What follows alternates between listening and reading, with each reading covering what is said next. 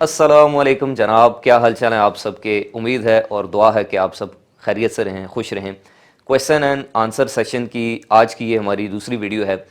ये एक सिलसिला शुरू किया था मैंने कि जिसमें पिछले एक हफ़्ते के दौरान आपकी जानिब से पूछे गए सवालात के जवाब दिए जाते हैं। आज ये दूसरी वीडियो है जिसमें उस वीडियो के कमेंट्स में आपने जो भी सवाल पूछे थे वो इंशाल्लाह मैं आज उनके जवाब देने की कोशिश करूँगा। आज का पहला सवाल शामिल करते हैं जी। तौसीफ़ अहमद पूछते हैं, सर मेरा सवाल ये है कि इन्वर्टर के हैवी लोड और स्मार्ट लोड की न्यूट्रल कॉमन की जा सकती है या नहीं। अच्छा, हैवी लोड और स्मार्ट लोड ये एक ही चीज़ के दो नाम हैं। जो इन्वर्टर की जो डुअल आउटपुट इन्वर्टर होते हैं इनमें एक लाइट लोड की पोर्ट होती है और एक हैवी लोड की पोर्ट होती है जिसको हम स्मार्ट लोड कहते हैं। तो अगर आप मल्टीमीटर से चेक करें तो इन दोनों की न्यूट्रल की जो पोर्ट है वो आपस में इंटरनली कॉमन होती है। तो आप लाइट लोड और हैवी लोड की पोर्ट की न्यूट्रल आपस में कंबाइन कर सकते हैं, लेकिन उसको आपने जो वाप्टा की इनपुट है यानी कि ग्रिड की इनपुट की न्यूट्रल है उसके साथ कंबाइन नहीं करना। अच्छा, उसके बाद दूसरा सवाल है जी।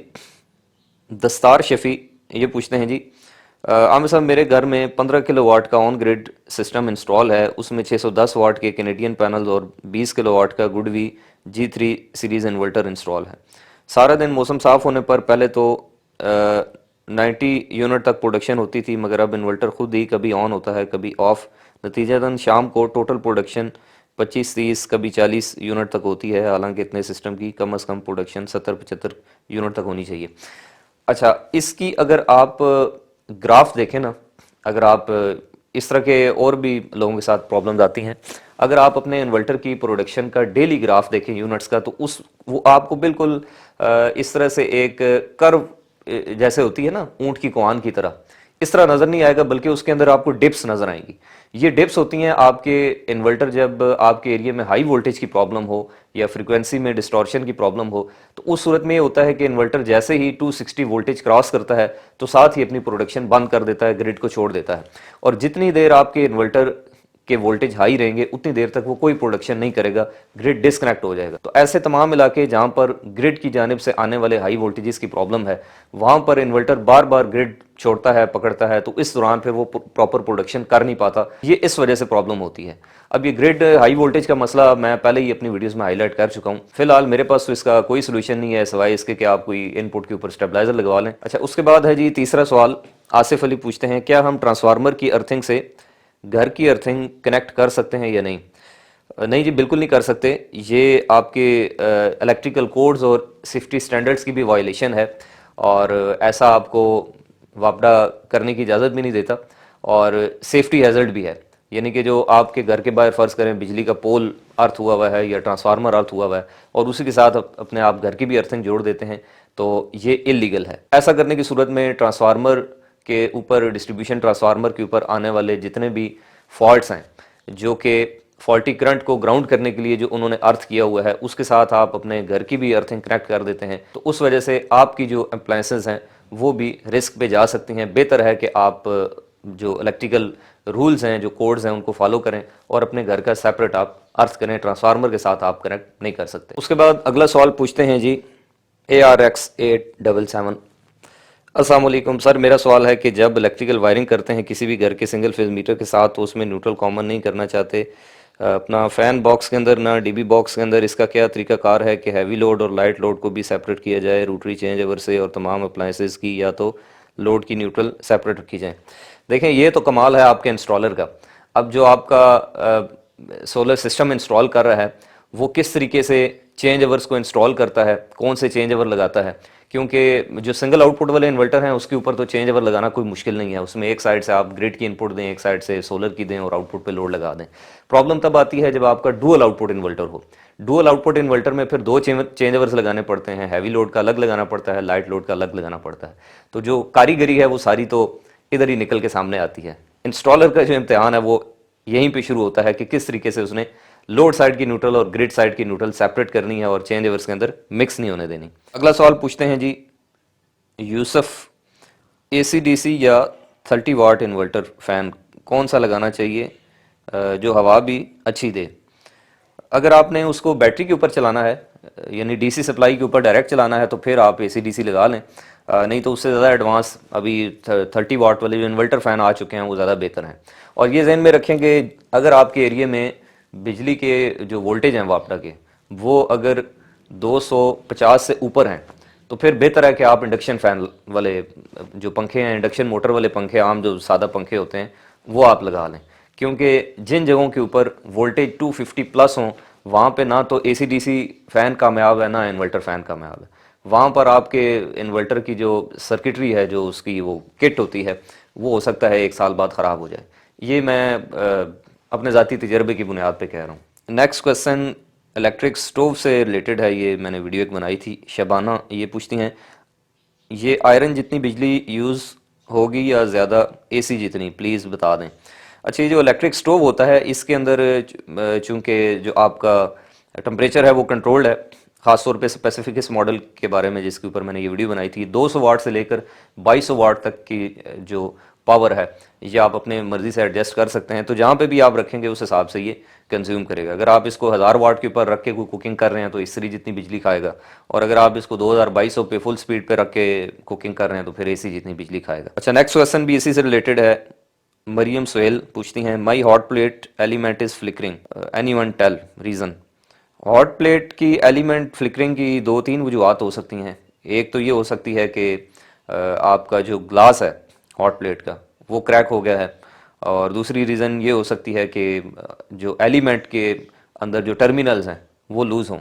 तो यानी कि मुझे लगता है कि हार्डवेयर का ही कोई इशू है इसके अंदर, ये आपको रिपेयरिंग वालों को चेक करवाना पड़ेगा। अच्छा, आतिफ कामरान पूछते हैं जी, ये इन्वर्टर से रिलेटेड इनका क्वेश्चन है, सर अगर इसके साथ हम बैटरी ना लगाएं तो क्या ये विदाउट बैटरी लोड उठा लेता है, प्लीज़ रिप्लाई। ये इन्वर्क्स नाइट्रॉक्स 10 किलोवाट के बारे में इनका क्वेश्चन है।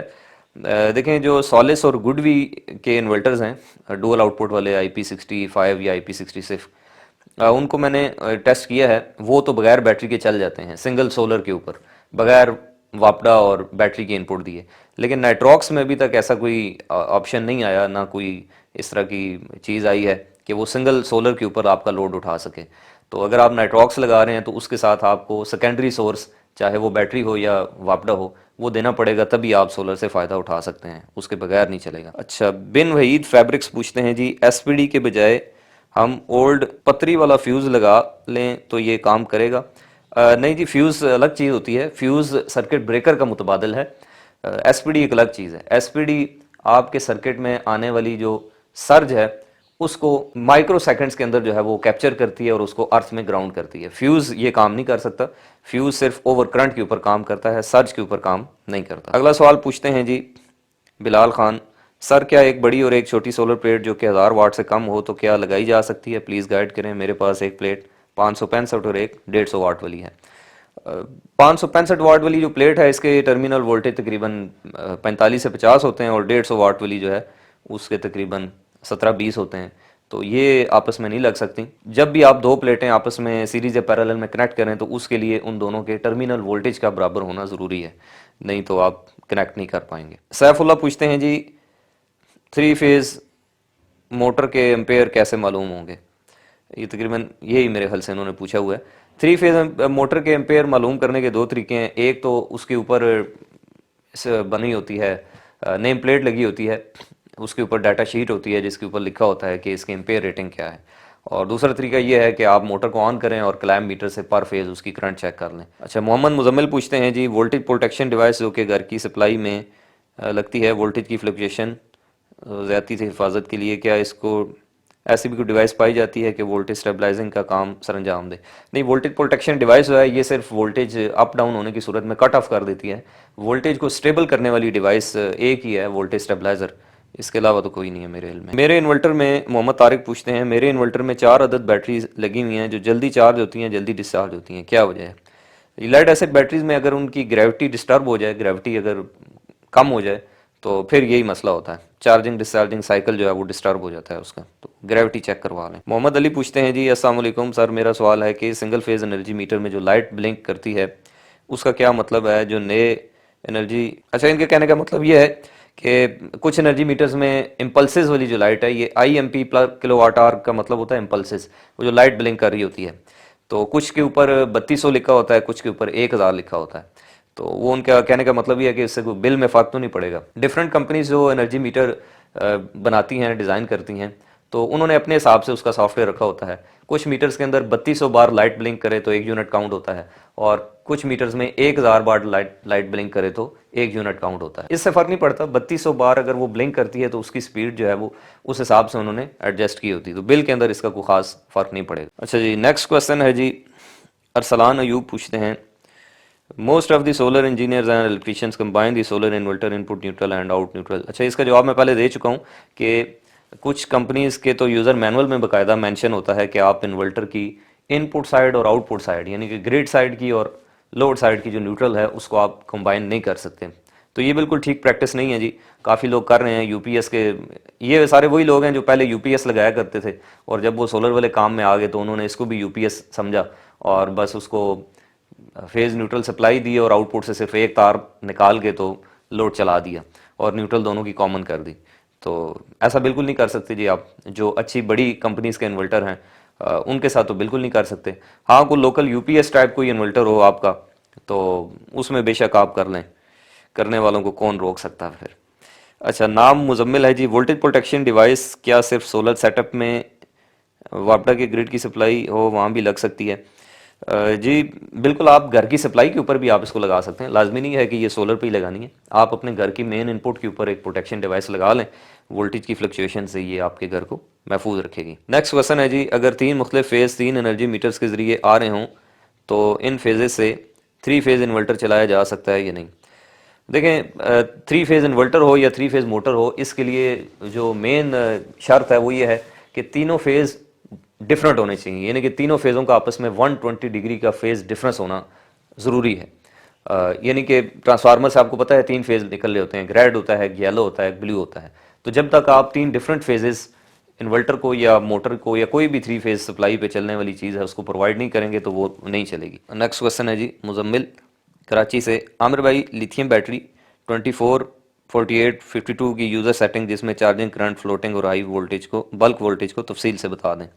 जब आप लिथियम बैटरी कनेक्ट करते हैं इन्वर्टर के साथ और उसका बीएमएस आप कनेक्ट कर देते हैं तो उसके बाद इन्वर्टर और बैटरी आपस में कम्युनिकेट करके जितनी भी ये जो पैरामीटर्स की सेटिंग है ये ऑटोमेटिकली जो है वो उसके अंदर वो सेव हो जाती है, वो उठा लेता है। तो फिर वो आपको ये करने की ज़रूरत नहीं पड़ती। हाँ, अगर आप इसको यूज़र डिफाइंड मोड पे रख के करना चाह रहे हैं, बीएमएस अगर आप का नहीं कनेक्ट हो रहा है या उसमें ऑप्शन नहीं है, तो फिर बैटरी की डाटा शीट के ऊपर सारी चीज़ें लिखी होती हैं, सेम वही चार्जिंग करंट और वोल्टेज आप जो है वो इन्वर्टर के अंदर सेट कर सकते हैं। अच्छा, नेक्स्ट क्वेश्चन है जी, ये पूछते हैं, how important is AC and DC earth, अगर कोई ना करवाए तो क्या नुकसान हो सकते हैं? अगर तो आप किसी गुंजान आबाद इलाके में रह रहे हैं जहाँ पे आपके ट्रांसफार्मर के ऊपर बहुत ज़्यादा लोड है, यानी कि एक ट्रांसफार्मर है और उसके ऊपर जो है वो 3-3, 4-4 गलियाँ मोहल्ले डाले हुए हैं, तो फिर गालिब गुमान यही है कि ग्रिड की तरफ से आने वाली सर्ज जो है वो बहुत ज़्यादा होंगी, और इसी तरह के इलाकों में फिर प्रॉब्लम्स आती हैं। लोग गिला करते हैं जी हमारे एसी जल गए, फ्रिज जल गए जनाब, और टीवी डिवाइसें जल गई। तो वहाँ पे अगर आपका सोलर इन्वर्टर लगा हुआ है तो उसको भी प्रॉब्लम हो सकती है। ऐसी जगहों के ऊपर लाजमी है कि आप एसी अर्थ जो है वो करवाएं। और अगर आप किसी ऐसे इलाके में रह रहे हैं जहाँ पर हवाएं बहुत ज़्यादा चलती हैं और इसके अलावा बारिशें होती हैं तो वहाँ पर डीसी अर्थिंग बहुत ज़रूरी है।